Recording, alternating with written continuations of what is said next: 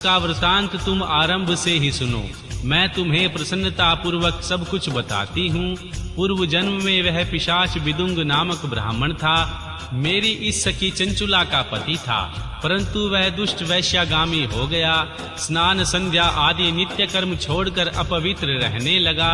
क्रोध के कारण उसकी बुद्धि पर मूढ़ता छा गई थी। वह कर्तव्य का विवेक नहीं कर पाता था। अभ्यभक्षण, स्वजनों से द्वेष और दूषित वस्तुओं का दान लेना, यही उसका स्वाभाविक कर्म बन गया था। वह अस्त्र शस्त्र लेकर हिंसा करता, बाएं हाथ से खाता, दीनों को सताता और क्रूरता पूर्वक पराये घरों में आग लगा देता था।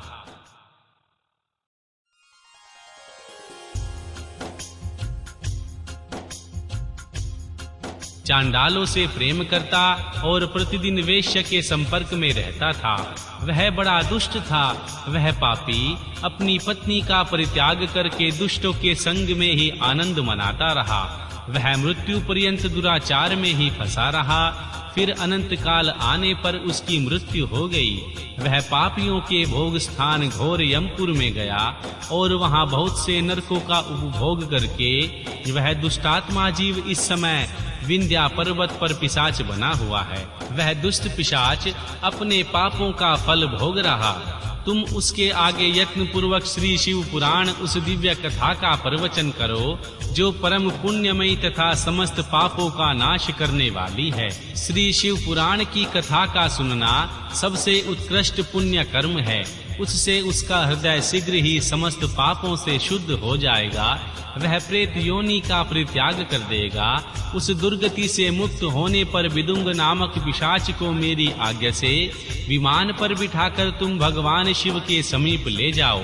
श्री सूत जी कहते हैं, हे शौनक, महेश्वरी उमा के इस प्रकार आदेश देने पर गंधर्वराज तुम्बरु मन ही मन बड़े प्रसन्न हुए। उन्होंने अपने भाग्य की सराहना की। तत्पश्चात उस पिशाच की सती साध्वी पत्नी चंचुला के साथ विमान पर बैठकर नारद के प्रिय मित्र तुम्बरु वेग पूर्वक विंध्याचल पर्वत पर गए, जहां वह पिशाच रहता था। वहां उन्होंने उस पिशाच को देखा। उसका शरीर बड़ा विशाल, थोड़ी बहुत बड़ी थी। वह कभी हंसता, कभी रोता और कभी उछलता था। उसकी आकृति बड़ी विकराल थी। भगवान शिव की उत्तम कीर्ति का गान करने वाले महाबली तुम्बरु ने उस अत्यंत भयंकर पिशाच को पाशों द्वारा बांध लिया। तदंतर तुम्बरु ने श्री शिव पुराण की कथा बाँचने का निश्चय करके महोत्सव युक्त स्थान और मंडप आदि की रचना की। इतने में ही संपूर्ण लोकों से बड़े वेग से यह प्रचार हो गया कि देवी पार्वती की आज्ञा से एक पिशाच का उद्धार करने के उद्देश्य से श्री शिव पुराण की उत्तम कथा सुनने के लिए तुम्बरु विंध्या पर्वत पर गए हैं। फिर तो उस कथा को सुनने के लोभ से बहुत से देव ऋषि शीघ्र ही वहां जा पहुँचे। आदर पूर्वक श्री शिव पुराण की कथा सुनने के लिए आए हुए लोगों का उस पर्वत पर बड़ा अद्भुत और कल्याणकारी समाज जुट गया। फिर तुम्बरु ने उस पिशाच को पाशों से बांधकर आसन पर बिठाया और हाथ में वीणा लेकर गौरी पार्वती की कथा का गान आरंभ किया।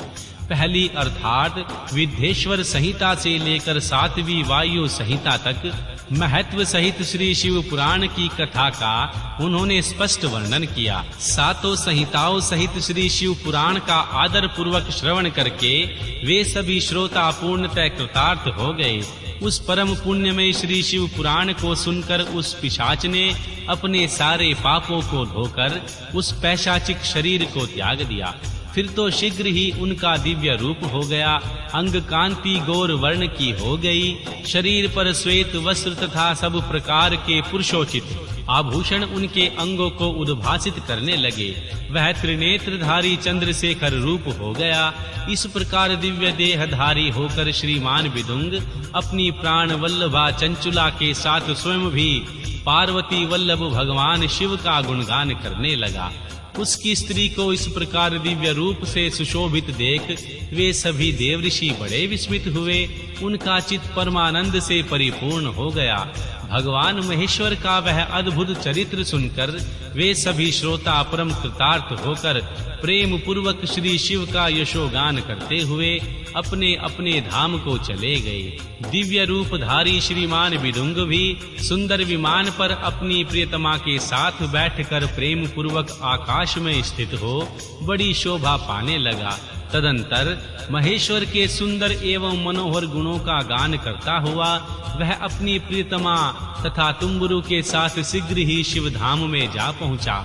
वहां भगवान महेश्वर तथा मां पार्वती ने प्रसन्नता पूर्वक विदुंग का बड़ा सत्कार किया, उसे अपना पार्षद बना लिया। उसकी पत्नी चंचुला मां पार्वती जी की सखी हो गई। उस घनीभूत ज्योति स्वरूप परमानंदमय सनातन धाम में अविरल निवास पाकर वे दोनों दंपति परम सुखी हो गए।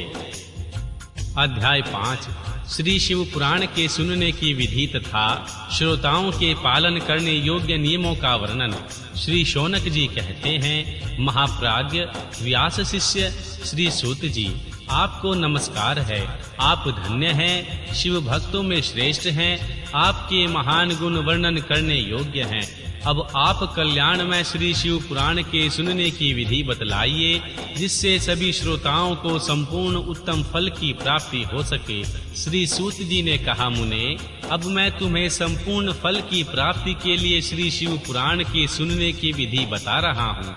पहले किसी ज्योतिषी को बुलाकर दान मन से संतुष्ट करके अपने सहयोगी लोगों के साथ बैठकर बिना किसी विघ्न बाधा के कथा की समाप्ति होने के उद्देश्य से शुभ मुहूर्त का अनुसंधान कराएं और प्रयत्न पूर्वक देश देश में स्थान स्थान पर वह संदेश भेजें, हमारे यहाँ श्री शिव पुराण की कथा होने वाली है। अपने कल्याण की इच्छा रखने वाले लोगों को उसे सुनने के लिए अवश्य पधारना चाहिए।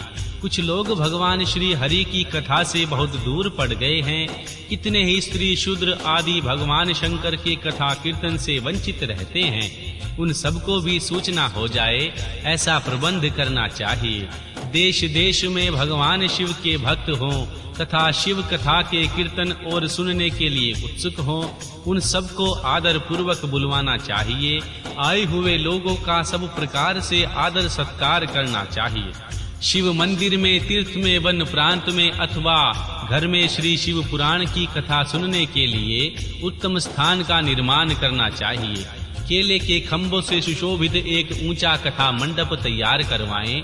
उसे सब ओर से फल पुष्प आदि से तथा सुंदर छदों से अलंकृत करें और चारों ओर ध्वजा पताका लगाकर तरह तरह के सामानों से सजाकर सुंदर शोभा संपन्न बना दें। भगवान शिव के प्रति सब प्रकार से उत्तम भक्ति करनी चाहिए। वही सब तरह से आनंद का विधान करने वाली है। परमात्मा भगवान शंकर के लिए दिव्य आसन का निर्माण करना चाहिए। कथावाचक के लिए भी एक ऐसा दिव्य आसन बनाना चाहिए जो उसके लिए सुखद हो सके। मुने, नियम पूर्वक कथा सुनने वाले श्रोताओं के लिए भी यथा योग्य सुंदर स्थानों की व्यवस्था करनी चाहिए। अन्य लोगों के लिए साधारण स्थान ही रखने चाहिए। जिनके मुख से निकली हुई वाणी देहधारियों के लिए कामधेनु के समान अभिष्ट फल देने वाली होती है, उस पुराण वेता विद्वान वक्ता के प्रति तुच्छ बुद्धि कभी नहीं रखनी चाहिए। संसार में जन्म तथा गुणों के कारण बहुत से गुरु होते हैं, परंतु उन सब में पुराणों का ज्ञाता विद्वान ही परम गुरु माना गया है। पुराण वेता पवित्र, दक्ष, शांत, ईर्ष्या पर विजय पाने वाला, साधु और दयालु होना चाहिए। ऐसा प्रवचन कुशल विद्वान एवं पुण्यमयी कथा को कहे। सूर्योदय से आरंभ करके 3.5 प्रहर तक उत्तम बुद्धि वाले विद्वान पुरुष को श्री शिव पुराण की कथा सम्यक रीति से बांचनी चाहिए। मध्य काल में 2 घड़ी तक कथा बंद रखनी चाहिए, जिससे कथा कीर्तन से अवकाश पाकर लोग मलमूत्र का त्याग कर सकें। कथा प्रारंभ के दिन से 1 दिन पहले व्रत ग्रहण करने के लिए वक्ता को क्षौर करा लेना चाहिए। जिन दिनों कथा हो रही हो उन दिनों प्रयत्न पूर्वक प्रातः काल का सारा नित्य कर्म संक्षेप में ही कर लेना चाहिए। वक्ता के पास उसकी सहायता के लिए एक दूसरा वैसा ही विद्वान स्थापित करना चाहिए, वह भी सब प्रकार के संशयों को निवृत्त करने में समर्थ और लोगों को समझाने में कुशल हो।